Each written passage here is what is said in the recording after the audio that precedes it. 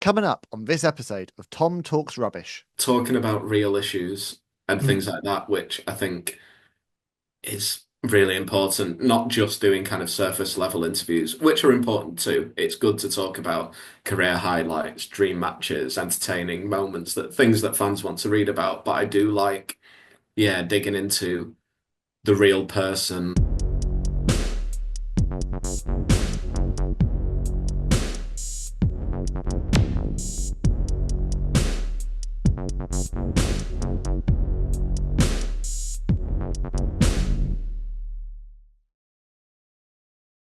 What's going on, guys? It's your boy, Tom Talks Rubbish, and stand back for another interview. This time, I'm joined by someone who might slowly be becoming the GOAT of wrestling media in the UK.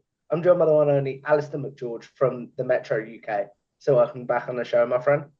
Yeah, thanks for having me back on, Tom. It's yeah, really nice to chat to you again, and yeah, I'm glad to see you're smashing it as well.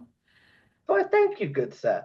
I'll be honest, guys, this won't just be us complimenting each other back and forth. There will be some substance here. So let's get into that, my friend. Yeah. We spoke about this a bit when I had you on last time, but for my audience that may not know, where do you first discover wrestling, Alistair, as an overall fan? Yeah, as a fan, it was a kind of unusual route in. One of my friends, when I was very young, sort of got the first SmackDown game on the PlayStation. I'd never really been introduced to wrestling before, so I started to learn about it through the games. And so I would probably, I guess, have been about 9 at that point. And then, yeah, by the time I was 11, 12 in 2002, we finally got Sky, and I was able to start watching properly. And I don't know if it can't have been this match. I think it was probably 2003, but the first match I remember watching when I fell in love with Eddie Guerrero, this might be a record for how quickly I brought him up. But it was Eddie Guerrero against Billy Gunn in the US title tournament. And I just remember falling in love with Eddie's charisma and everything he was doing. And kind of from that point on, I was hooked. Why was Eddie Guerrero sort of your the one you gravitated to? That's the word I'm looking for. The one you gravitated towards. Yeah, I think it was the combination of everything. Like, I think he looked a star. There was that instant charisma. He had the skills in the ring just in terms of the mat work, the high flying. There was the comedy aspect. Just for me, Mm. is the kind of complete package, and it was just easy to gravitate and kind of root for him as well. How this is a bit somber for so early in the episode, but how did your fandom change once he passed away? Um, I can't remember necessarily. I remember obviously being absolutely devastated when I heard the news because it was also, I guess, the first time because I was just 15 when he died. So it was the first time I remember sort of a celebrity or someone I was a huge fan of passing away. Mm. Um, yeah, I remember that being a bit of a weird one because there was that, and then obviously, I think it was a year or two later, everything that happened with Benoit as well. It was kind of a weird time where not everyone in school liked wrestling, but when those two things happened, they knew I liked wrestling, and all of a sudden, it was all anyone was talking about rather Mm. than the nice, exciting stuff. It was the more somber news that got people chatting. Did you get sort of not bullied, but like people being like, and the way I'll phrase this, Alistair, is like, you like wrestling, see what's happened, sort of thing, like the tragedies. Did anyone sort of not confront you, but you know what I mean, right? Yeah, not necessarily for that. I mean, the Benoit time, I think especially was a bit more, people asking questions. Generally though, it was there was kind of teasing. Some friends sort of played the video games or had watched it, so kind of got it. But it was probably only really when I got to uni that I had a group of friends who actually actively watched and liked wrestling at the same time I did. So you said you started watching when you were nine, eight, nine, sort of thing. So when it come, so have you got a gap in your fandom? Um, Not really a massive gap. I know the first year or two when I was at uni and did not have a TV license, did not have a way to kind of watch every week. Mm.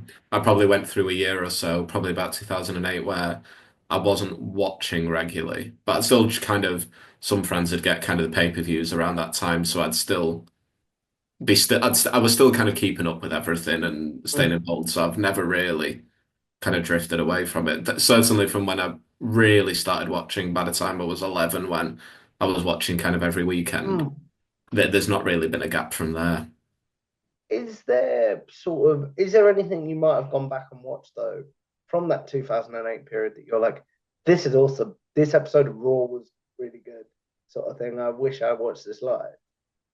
Oh God, I'm trying to think what was happening around that time, to be fair. Because whenever I've gone back to watch things like with the network and now obviously with the bits that are on Netflix, it's always been kind of favorite shows, or I've dug into kind of stuff that was before my time as well, like digging back into kind of older ECW stuff and things like that, rather than bits when I was still paying attention, if that makes sense. Yeah, definitely.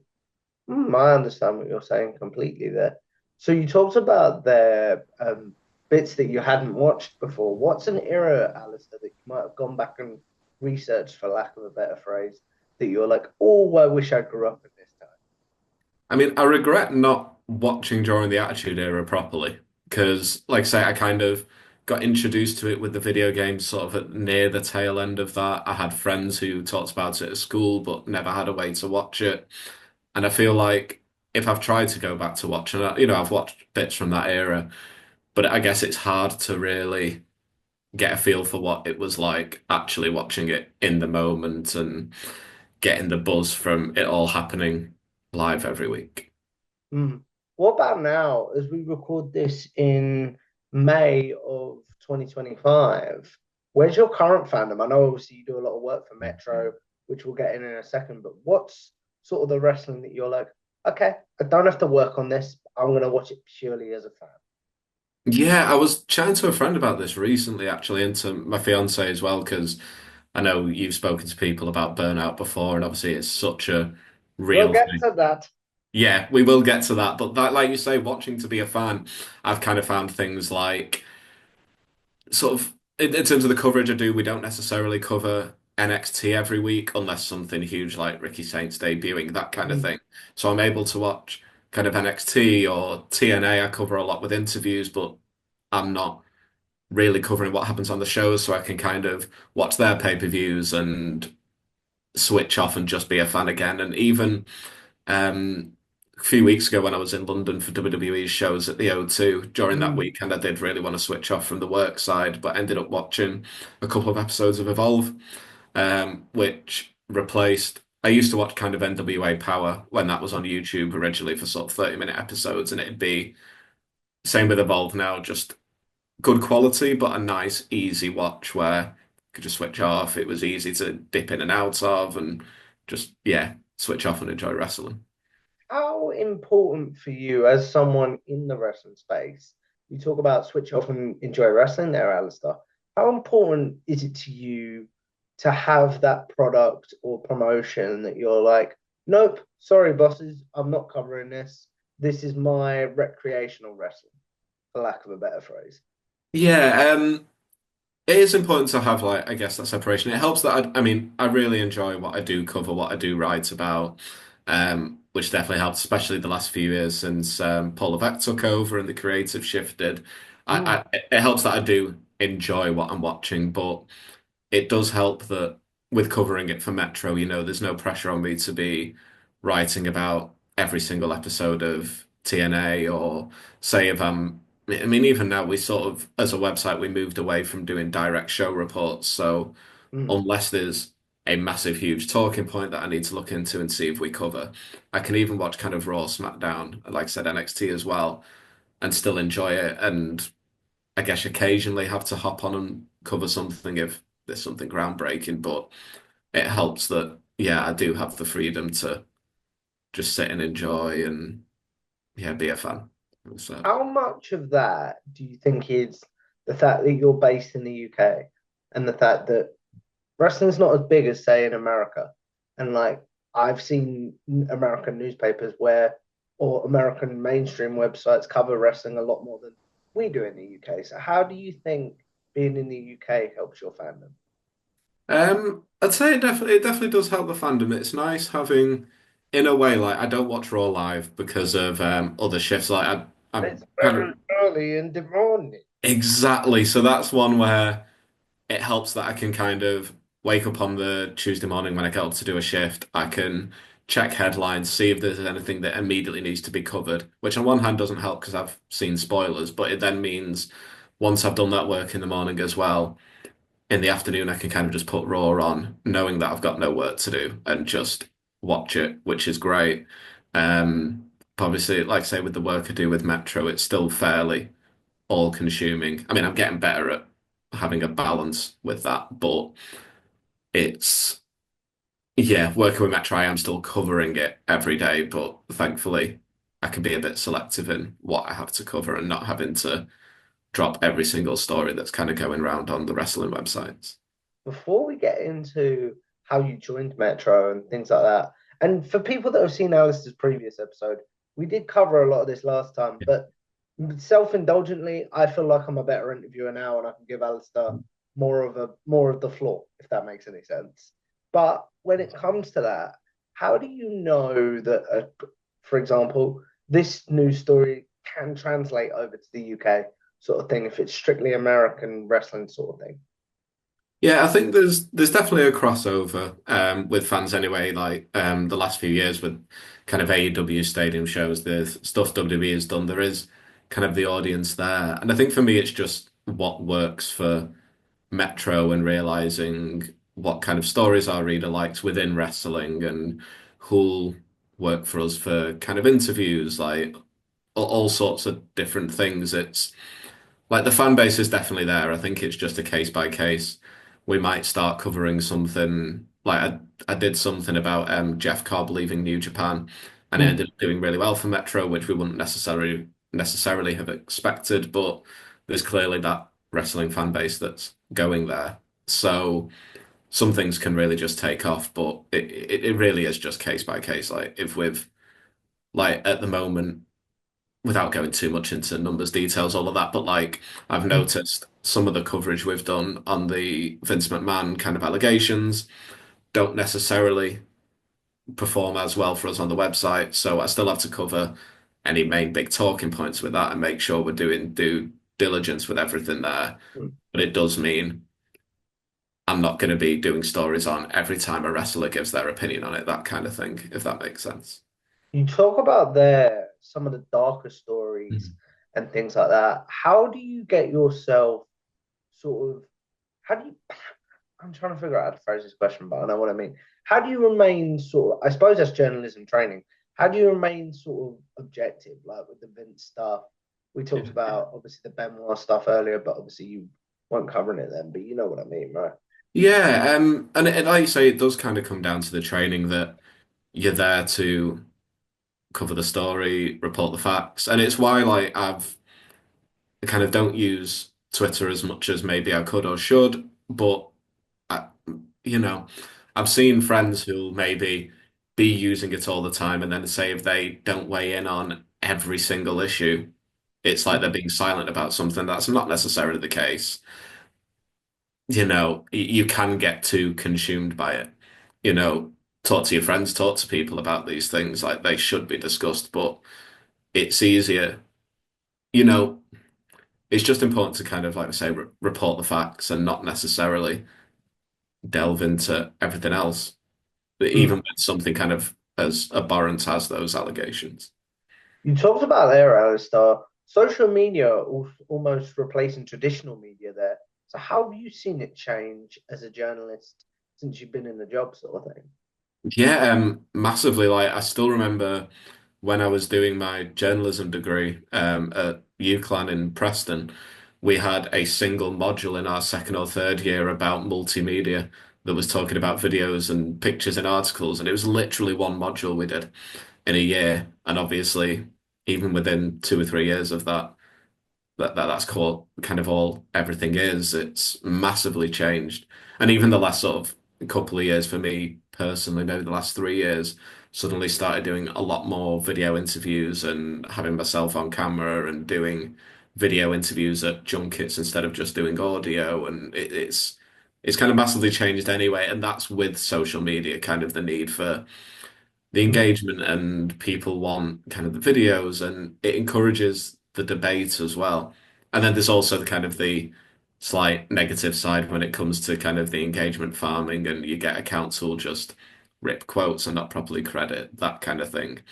But it's still a positive, but there are kind of slight drawbacks where, you've worked hard on a piece, you put it out, and then all of a sudden the video's been ripped or this full paragraph's been pasted. Mm.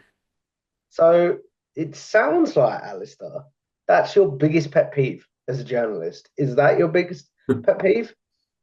In terms of that kind of thing, yeah. Like, I think, I mean, that's all, that can't be reversed now. Like, I get it, it's good that people are sharing work and wanting to talk about it. That is Mm. encouraging. It does get frustrating. Sometimes I know lots of people in wrestling media, Sean Ross Sapp's mentioned it before, just the importance of properly crediting what you're reporting or taking from places. It's fair, but it also, for journalists, protects you. Like, you should be showing where you got things from, because Your otherwise, sources are confidential, is what I've always heard, right? yeah, source is confidential. But then, say if you're kind of aggregating from someone, give them credit. Like, don't just reference something, but don't like link back to it, because it helps your readers kind of get context, and it helps protect you that people know where you've got that information from as well, Mm. if it's not come from your own source, your own interview. My biggest pet peeve as a content creator, and maybe you've seen this with doing more video interviews, is clips being taken out of context Yeah. so many times. Yeah, it does. It's clips, it's quotes, it's everything, and it is so frustrating when obviously not everyone is going to read and watch everything. That's fair. Like, I'm guilty of it too sometimes, of scrolling through, and if I see a clip on my timeline, watching it and, moving on. It's just the nature of it, but on the other side of it, it is frustrating when things, yeah, out of context and that kind of thing. So we talked about obviously being the UK journalist and things like that. So how did you get started with the Metro and sort of start your wrestling content, journalism journey sort of thing? Yeah, so I'd been like started working as a journalist straight after uni, like, oh God, 14 years ago now, and then kind of did various jobs over the next few years, and I was working at the Mirror and did bits of wrestling for them as part of my work on the TV desk. And then I'd left there, decided to go freelance, and well, in full transparency, they said London or redundancy, and it was a good chance for me to go freelance in the end. And after a year or so, maybe, yeah, about a year or two, I ended up working for Metro, kind of freelance, doing opinion pieces about different TV shows and the occasional feature for them, while kind of encouraging them to look into wrestling and WWE, and pointing out that there's an audience there if they kind of are willing to kind of put the money and work into finding an audience, kind of thing. So then after a little while, it was towards the end of September 2019, WWE had offered Metro a spot on a press trip to cover the SmackDown launch on Fox and NXT. I think it was the first 2 hour show they did on the USA Network. I might be misremembering, but Is this they were around both, the launch of AEW as well? It's around that time. yeah, that's it, not Yeah. long. So that's it. And basically, Metro said, "Do you want to go on this trip as a freelancer? And if all goes well, you know, maybe we'll start a WWE section." And thankfully, a couple of months later, we had all the conversations, and here we are, kind of thing. Hmm. So something you talked about there was freelance work. What Mm. is your advice, Alistair, for people that have a specific field of journalism they want to get in, but maybe that field's very crowded? Is it to do freelance work sort of thing?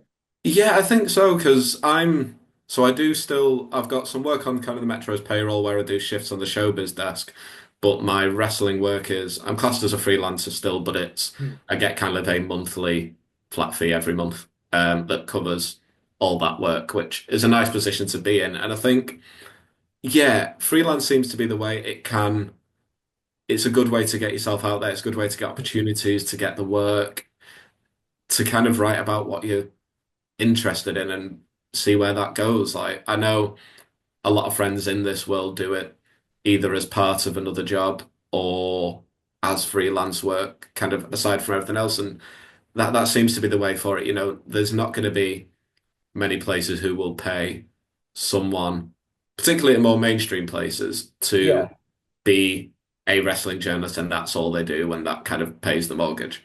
That it I think getting into kind of the freelance work and seeing what's out there is definitely the way forward. I always am curious to talk to people about this when it comes to people that work in traditional media for wrestling, because there's always this debate after media scrums of, oh, they should have asked the harder questions and things like that, or the content creators who Yeah. aren't especially journalists are asking the questions. So, what is your thoughts on A, the difference between content creators and a journalist? Content creators being allowed in press rooms, and then like where do you think wrestling can go to catch up with traditional media? I think first of all, absolutely, content creators deserve a spot in the press conference with the audience. It's completely valid. Like it doesn't have to be closed off to kind of traditional media because, like we've said, those lines are kind of blurred now anyway. There's a lot of people who will be doing work kind of in other spaces that aren't necessarily at a mainstream traditional outlet, and they should absolutely, they've absolutely got good questions to ask and things. And in terms of the questions, I think my attitude is just generally, th- I don't think there's anything wrong with asking, not the hard-hitting questions. I think it's fine and there's a place for that, particularly in those settings with Mm, AEW and WWE where sometimes some people will be in character, sometimes they won't, and it's hard to strike that balance. But also, it's still important to ask those questions, and those settings are a place where you've got an opportunity to ask them. I guess it's just doing it the right way, right time, and yeah, being respectful and finding the right way to approach things. is there also, and maybe this is not a question you can answer, Hmm. but is there also a bit of, I don't know if fear is the right word, but a bit of almost like, oh, if I ask too hard of a question, they might not ask me back, sort of thing. Um, That makes sense. it makes sense. I personally don't think so. Um, I've done things like when the allegations broke against Vince, I was kind of covering it fairly extensively on the website. And in the middle of that, I did an interview with Shawn Michaels talking about the announcement for NXT Europe. And that was in the middle of still doing these kind of Mm, hard-hitting, important, like the actual journalism side as well. So at least I can only speak personally, but I've never had any concern about, you know, losing anything or whatever because of what you were asking or writing. But also there is the side as well that a journalist shouldn't be concerned about losing things like that. If there's something that needs to be asked, ask it. But also, Sean has said this plenty of times. I think John Alba as well. mm, It's also important for journalists and content creators to serve their audience who might mm. not necessarily be reading or watching certain stories or might just prefer certain angles. So it entirely, I think, depends on the outlet and the journalist and the creator. Hmm. It's like I know there's a creator, I won't say his name, he's a very good friend of mine and things like that. But there's a creator that asks specific questions at press junkets and his view they go viral. So why Yeah, wouldn't he keep asking them sort of thing? yeah, that's it. Like you kind of get a bit of everything at the conferences. And like the WrestleMania one was in Vegas was a fair example of it where it was an opportunity. Like I managed to ask Triple H about what the Hall of Fame meant, Mm. considering he had all his family there, and what was it, 2 years ago he had his health issues and was able Yeah. to get into a fairly deep, real story. But then the next night we had John Cena coming out and just saying that every question was clickbait and fully in character, and you know, it. These kind of press conferences are kind of everything all at once, and it's just figuring out what's best in the moment, I think, as It's well. almost like you can please some of the people some of the time. And I always butcher this phrase, but you know what I mean. You Yeah, please yeah. some of the people some of the time, but you're never going to please all the people all the time, sort of thing. That's it. I think as long as you're doing your job and being respectful, then you're doing the right thing, I think. When was the moment for you, Alistair, that you went, okay, I think this Metro thing with wrestling is picking up some steam. I think we're doing good work. Not doing good work, but you know what? Yeah, doing good work. Yeah. It's hard to pinpoint exactly. Like it's just been bits over the last few years where, to be fair, every year that I'm still doing it feels great. Um, Metro have always been very supportive and still are now in terms of everything really. Like if there's when I was away for WrestleMania, we'd had kind of the press conference. I was getting back to the hotel a bit too late to write up a piece on John Cena's 17th world title win. And I Hmm. was able to message Metro and say, can someone do this wrestling story for me? And they did.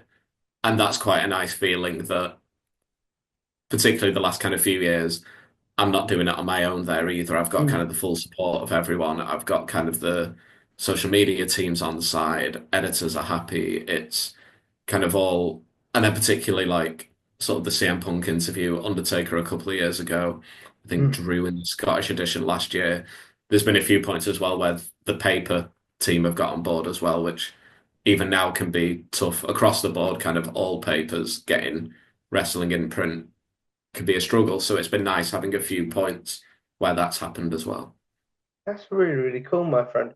You talked about there, obviously, we talked earlier about the medium changing and you having to do on-camera interviews and things like that. Yeah. So, how did the first one come about? First of all, did you pitch it to your bosses? Did they pitch it to you? Things like that, really. Yeah, so for a while I was doing them kind of like this on Zoom all the time, but we weren't necessarily using all the videos. And then I think the first time I did them in person, kind of on video, would have been WrestleMania in Hollywood, where I think I'd had a conversation with my editor at the time, and it was just mentioned that if I could get everything on video, I think I kind of suggested it just to put it out there. And the response was, yes, please get Mm. everything on video if you can. Um, so yeah, did that. And I remember actually, I think it was the first one I did was with the Quick Story, but with The Miz. There was a few of the kind of the UK journalists there all set up, ready to go. And because it's usually just me, for ease, I've kind of got a tripod, got my phone, got wireless mics, and ready to go. Mm. And the phone I had at the time was a fairly old iPhone. It was the first time I had a couple of weeks' notice. I didn't have a new phone that I bought, with 2 weeks' notice to do the Yeah, yeah. filming.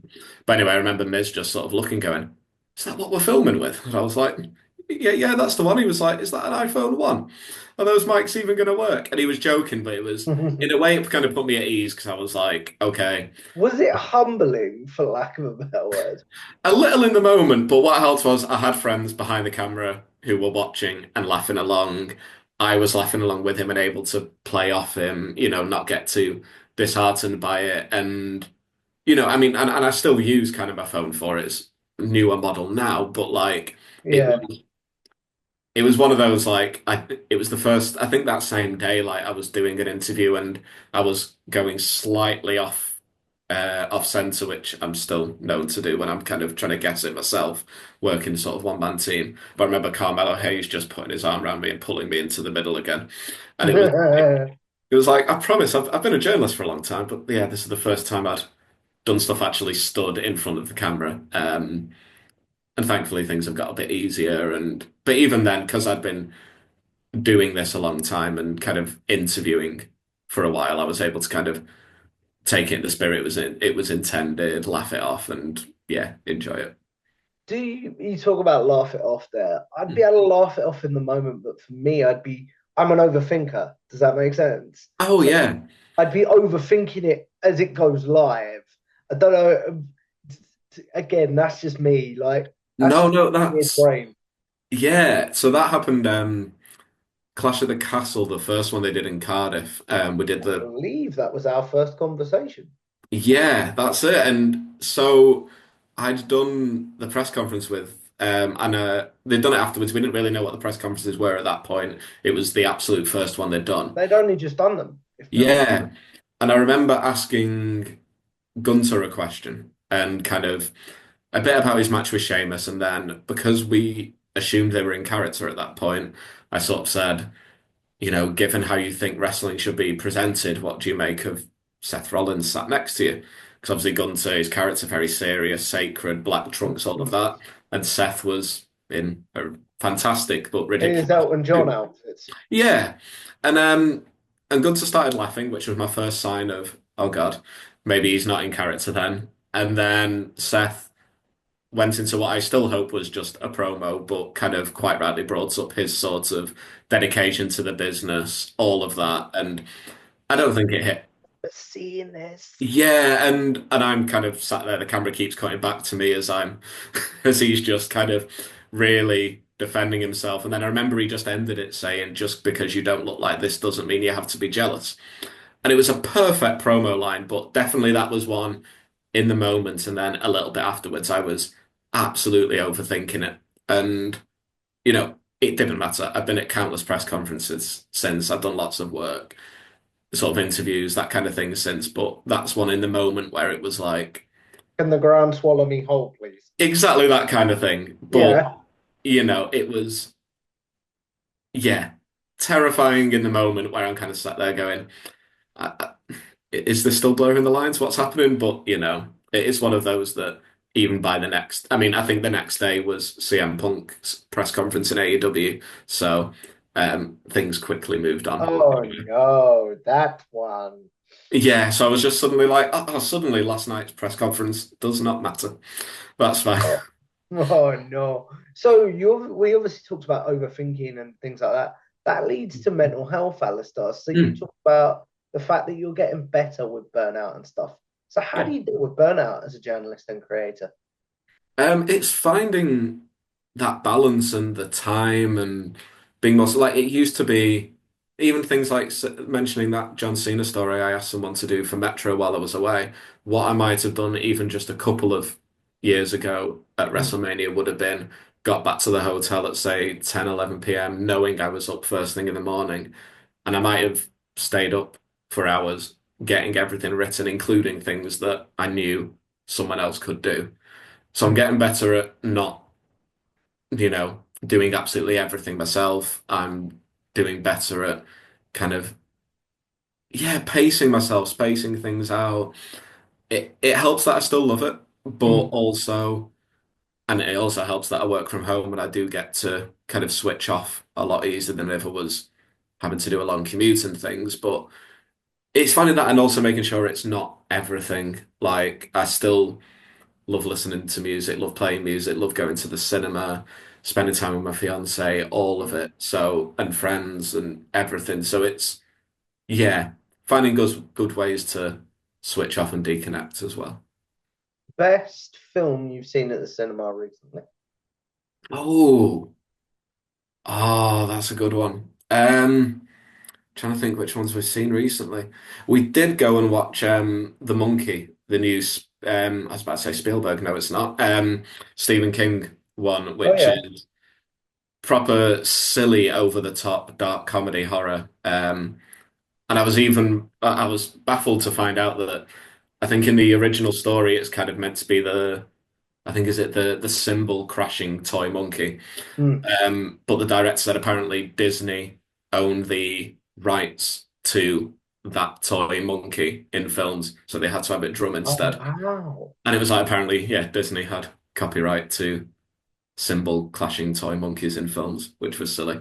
But yeah, slight tangent. But yeah, that film I thought was fantastic. I'm trying to remember off the top of my head. We went to see bits at the weekend, but they were definitely good. But I'm going completely blank. If you're Until Dawn. looking for one to watch, the Hmm. it's either called Drop or The Drop is Oh, really okay. What sort of film's that? so it's like a thrillery sort of one. Oh, nice. Woman, this woman's gone on a date for the first time in a very long Yeah. time, and but then people are like airdropping her what look like prank messages, and then she gets one saying, "You must kill your date, or we'll," Okay. that sort of thing. And it's sort of a cat and mouse game between her and her date against the person that's sending the messages. I thought it would be. Okay. That was a very big tangent that I didn't expect to go on. Good tangent though. I liked it. That's really, really cool. Looking behind you, Alistair, How important is the United States Championship to you? Very like from last time we spoke, anytime we've spoken, and even when I mentioned him earlier, Eddie Guerrero was my guy. Obviously, seeing him hold that title, that tournament when I think he won it. I'm trying to remember now, but that him being in that tournament when I first really started watching was kind of a big thing. So I've not got it on display anywhere, but I managed, it was on massive discount and I'd managed to get some extra freelance work in. I bought myself Eddie's version of the Undisputed title at one point as well. But it's absolutely massive and there's nowhere really to put it.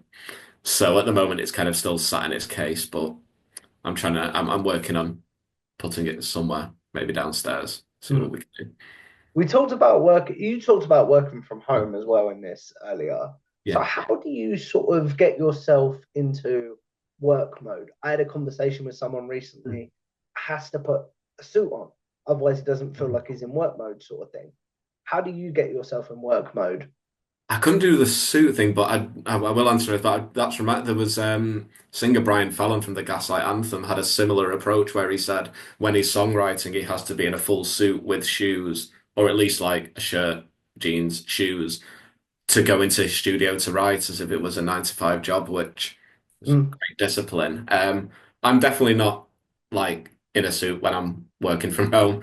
That's impressive, but yeah, no, I'm normal t-shirt, jeans, shorts, whatever. And yeah, it's I enjoy working from home more now, sort of in my own house with my actual desk and things, and being able Mm. to. We mentioned kind of burnout, that helps separate it as well, where generally I'm sat at my desk working, and I know when I think I'm finished for the day, close my laptop and leave it in the office and go around the rest of the house kind of thing. So that definitely helps having a space set up that is where I work. That's really, really cool, my friend. So we also talk a big talking point of our last conversation was Clash at the Castle, as that was going to be the first one Yeah. WWE show since was that since '92? That was since like big one Yeah, sort of thing yeah, it was. since '92. So how cool has it been for you to see WWE's expansion into internationally? Yeah, oh, it's been fantastic. Like as a fan, it's great. Like that run going into WrestleMania where suddenly we had what was it, 3 weeks of Raw and SmackDown all being on at a normal Four, I time. think. Yeah, 4 weeks. That was phenomenal. Great actually getting to watch things at a reasonable time. It's great having it was great kind of having TV tapings, and obviously that's what we had this year, kind of the live broadcast, but it's great having things like Clash at the Castle and sort of the bits in France and all of it where, yeah, there's stuff going on and whether, I mean, I don't know whether or not WrestleMania will end up coming here, but it seems like we're shifted in a way where I hope it seems like feasibly it could do, which before Clash at the Castle, I don't know if that was the case at all. But now it seems like we're heading that way, hopefully. Mm. I hate to do this because he's going to gloat when I put him over, but someone we know in a very good capacity, he's a very good friend of mine and a very good friend of Hmm. yours, Dom Smith. How does your Yeah. relationship with him start and things like that? Yeah, we both went to the same uni. We'd kind of met at various things over the years, but we really grew especially close at Clash at the Castle in Cardiff. We've sort of spent that entire weekend together.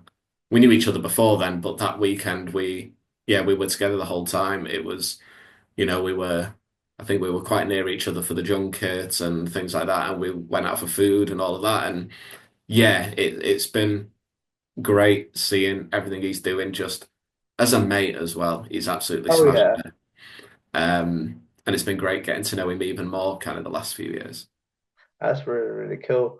I have a bit of a self-indulgent question before we start wrapping this up, my friend, because we've been going for about 40 minutes and I do want to be Yeah. respectful of your time. I didn't Uh, realize it had been that long. It's genuinely how fun.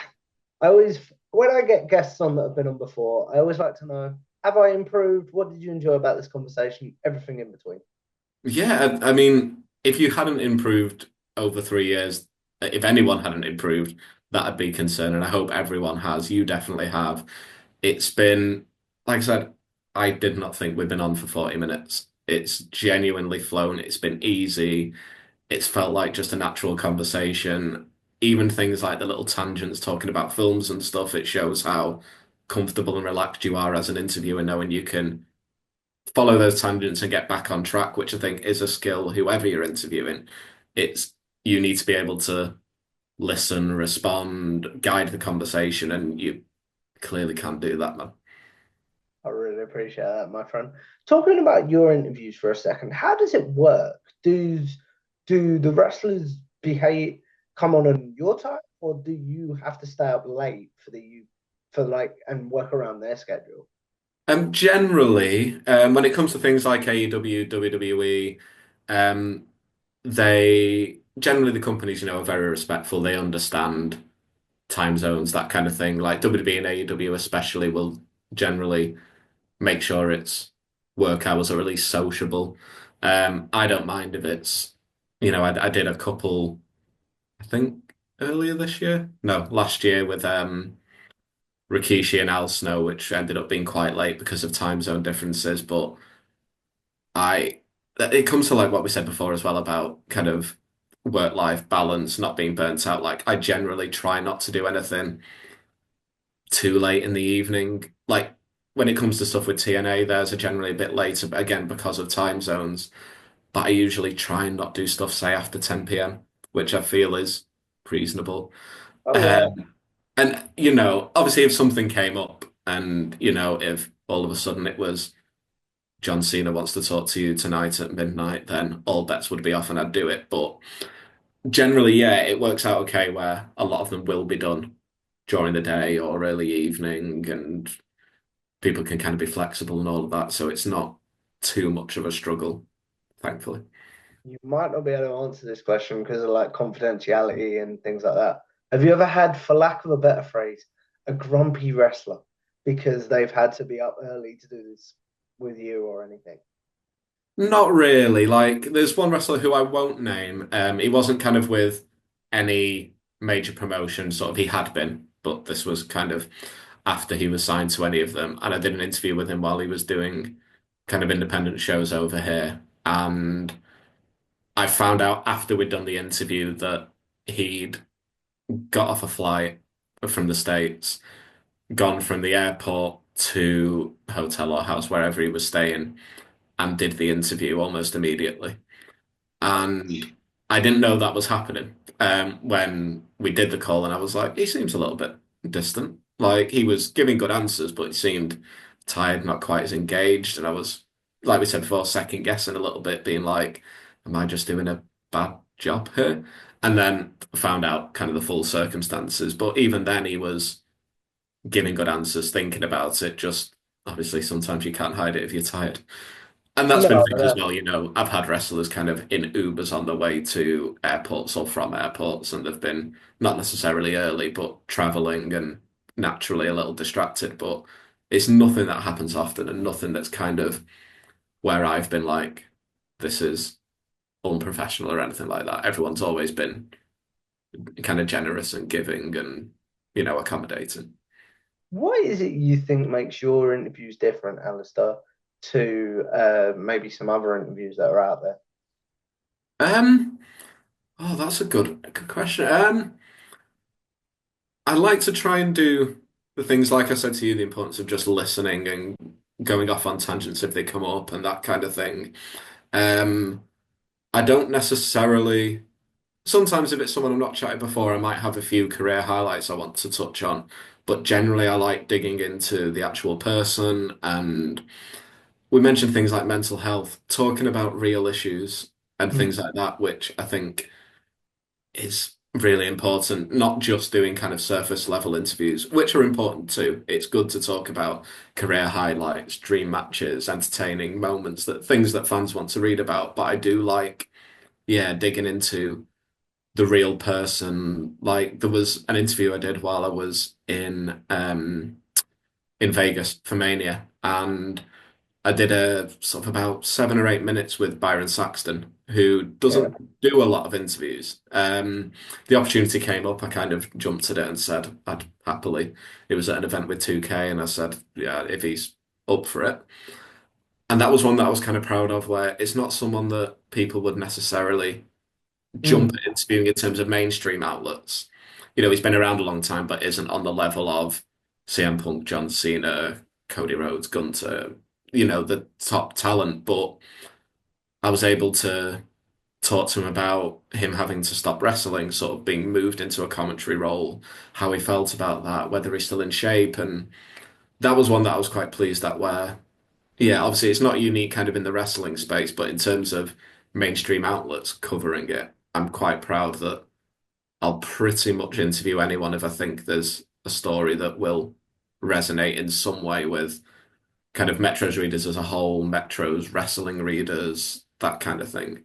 Um, so yeah, I'm quite proud of that kind of the diversity of who I interview. That's really, really cool, my friend. Before we do my classic wrap-up segments, I'm always curious to talk to my guests about success and things like that. So, if I said to you, Alistair, do you view your career as a success? What would you say? Um, there's no way to not sound kind of cocky with this. I think it does. Like I said, it was 14 years ago I started as a journalist straight after uni, and I think 6, 7 months after that job, they kind of did budget cuts and I was suddenly unemployed. Mm. So to kind of in less than 13 years kind of be where I am now, where the job I've been doing for Metro now, in October it'll be 6 years just covering wrestling for Metro, which I never expected to be a thing where it'd make up kind of a bulk of my earnings, my day to day, all of it, where it's the thing I write about the most each day. Um, so just on a personal level, I think I feel successful for that, in just that I'm very fulfilled and happy and content with what I've been doing for the last decade and a half. And then again, it sounds blowing my own trumpet, but things like I mentioned, getting the CM Punk interview into print and Mm. Undertaker a couple of years ago, and things like that suddenly feel like milestones professionally, where as a journalist you want to see your name in print. I don't think that excitement or buzz ever goes when you get things like your first front page or first full page inside and stuff like that. So being able to do things like that kind of helps. And then just having friendships that are formed in it as well, that it's not just been an isolated existence. Like there are people like you and Dom that I chat to, and then Mm. beyond that, people that I kind of have almost traveled the world with at different shows. Like it's, yeah, it feels quite gratifying to be part of all that. What do you think your legacy is in this space if you stepped away? That's a hard one because it's weird. Like I said, because I don't use Twitter as much as I maybe should, because it's a cesspit. I think Um, you've got the right approach, dude, personally. Thank you. It's one of those. Occasionally, I'll reply to someone. Sort of, I'll post when I've done interviews, maybe the odd bit from events, but generally, kind of sit back. So it's hard to gauge a legacy in terms of like fans, people reading the work, because I've been very conscious the last few years where I quite like waking up, doing my job, going on these trips, doing my job, and then, stepping away and not necessarily being a big personality or that kind of thing.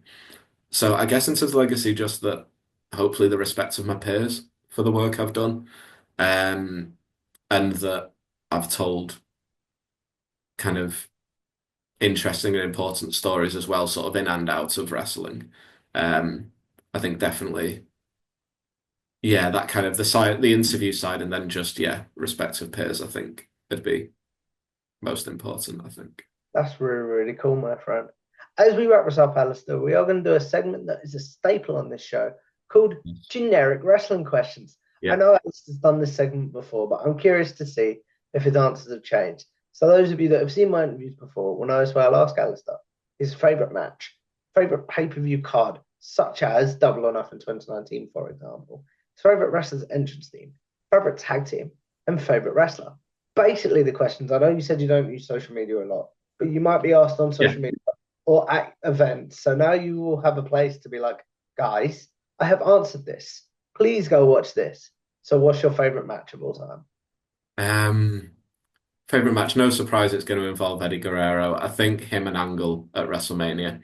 The ending with Eddie loosening the boot and rolling out of the ankle lock was hilarious and fit perfectly, and I think they worked kind of incredibly together. I will give a more obscure shout out quickly, actually, to I think it was in Progress Wrestling. I saw it live, and it was War Raiders against I think Tyler Bate and Pete Dunne. Trent Seven was there too. I can't remember which two of the three were in it, but it was a TLC match, and I just remember it being absolutely incredible live. So yeah, I'll give a little honorable mention to that as well. That's really, really cool. What about your favorite pay-per-view card or event, my friend? This one definitely the first ECW One Night Stand.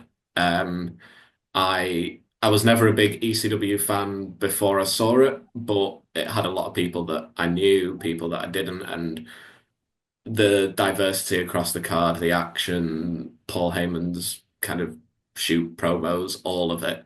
It's still one that I will watch regularly and have done since everything moved to Netflix as well. It's one of, as soon as it dropped, I think a couple of months ago, it finally came on Netflix, and I was like, right, I need to rewatch it again. The only shame is they don't have Metallica's Enter Sandman still. They've kind of had to dub it, Oh, which is a shame. But yeah, that one for me, start to finish, because it wasn't just kind of the hardcore stuff. It was, Jericho, Landstorm, Eddie Benoit, all of it. Yeah, that one for me.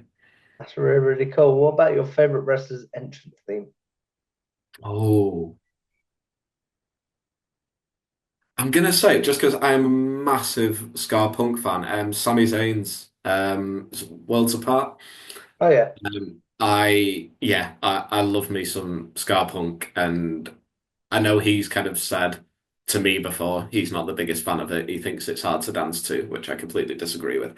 I think it's a great entrance theme, but yeah, that one for me, the sing along, the brass, all of it. Yeah, I adore it. that's really, really cool, my friend. What about your favorite tag team? Tag team. I'm gonna say, I'm gonna throw out a shout for right now.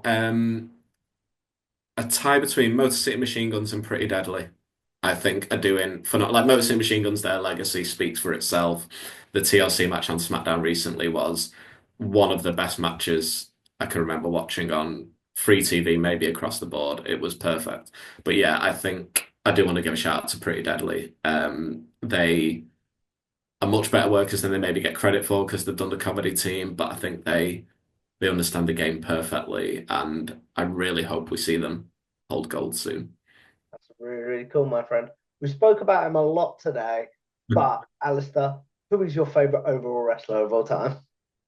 Eddie Guerrero, obviously. Like we said, we've spoken about him a lot. I won't repeat myself, but yeah, I do. I think he was the total package, and yeah, he will always be my answer to kind of that question, with That's people really, like Danielson and Sami Zayn as close seconds, I think. that's really, really cool, my friend. As we wrap this up, guys, obviously I want to say thank you to Alistair for a great conversation. But the question I end this show on is I believe as YouTubers, podcasters, writers in Alistair's case, we're all sort of gonna live forever in a very, very weird way if you think about the word. What is one piece of content you're like, remember me for that? And then what is one that you're like, nah, guys, I'm good. You can forget about that one. Forget there's a fair few from the work I've done more on the showbiz journalism side. I remember spending more days than I want to remember, kind of writing about Kim Kardashian selfies and things like that, and just a lot of stuff that for people who care about it, great, it's got an audience, but was never my bag. So I'm quite happy to, particularly when I was doing that more kind of about 10 years ago, when I was doing a lot more of that stuff. Thankfully, the Metro one there's a lot more substance with what I write about, but definitely things like that. And then for piece that I want to last, um, oh, that's tough. There's like I say, there's been a lot where I'm proud of getting into real stories. One that's come to mind, not necessarily that I want to stand the test of time, but one that I'm really proud of. I remember the first time I interviewed Jason Baker, who our friend Dom has spoken to a lot as well. Yeah, he's the guy Um, that did a lot of the Fiend stuff, right? yeah, yeah, exactly. And he's got a great kind of effect studio. He still does a lot of stuff with WWE, designing masks and props and all sorts. Really lovely bloke, and been lucky enough to kind of hang out with him away from kind of just as professionals, which has been lovely getting to know him. But I remember the first time I interviewed him, it was before Bray returned at Extreme Rules, Ah, and um, I think. I think it was when Jason was maybe doing stuff on the Black Phone. Maybe I can't remember the exact timeline, but whatever it was, we brought up Ray and we were talking a lot about his work with him. And I still remember in the middle of the interview, he kind of said, "Oh, by the way, we've decided you're the first person we're telling this. Me and Wyndham are working on a film together." oh wow. And I'm not going to read too much into it. Like, I assume by we, he maybe just meant him and his team rather than him and Bray, but it meant a lot to be given kind of that scoop, that story Mm, about Bray's film, which unfortunately, doesn't look like it'll get made. But mm. that was one as a huge fan of Bray's, even at the time and even more so now. I was proud to have, yeah, d done enough that I was kind of given that scoop. It could have been also just because it was Metro, I don't know, but I was proud of Pat the, yourself on the back, dude. You're very yeah, good at what you do. I'd say no, that. thank you. So that it's been stuff like that, and there's been other ones, like I say, some of the ones that have gone in print, sort of the Undertaker interview, I think, especially the feature I wrote there. There was a lot of emotional stuff about the moment he realized he was done and things like that. And I was quite proud of. I know he's been out of character now for a few years, but in the interview we did in particular, I was quite proud of the of how emotional he got during it and how candid he was. So very long-winded answer, but I think pieces like that are kind of what I hope would stand the test of time. That's very, very cool, my friend. As we wrap this up, obviously, I want to say thank you for a great conversation. But please promote yourself, Alistair. Where can the good people find you, your work, etc.? Yeah, like I say, don't really use Twitter as much, but at Alistair McGraps. Um, when I do post, it goes on there. And then metro.co.uk/tag/WWE is where kind of all that content goes. WWE, AEW, and beyond, excuse me. Everything's on there. It's well worth doing, guys. One of the hardest working people in this space, but one of the nicest as well. So if you guys like this, make sure you like, share, and subscribe to Tom Talks Rubbish on YouTube. Follow me on Twitter, or can I still remember how to do this? X at Tom Talks Rubbish. And I will see you in the next one. Goodbye now. Thanks for watching this Tom Talks Rubbish conversation. Before you go, please make sure you leave a like on the video, share it around, and subscribe to Tom Talks Rubbish on YouTube, as well as follow Tom Talks Rubbish on Twitter/X.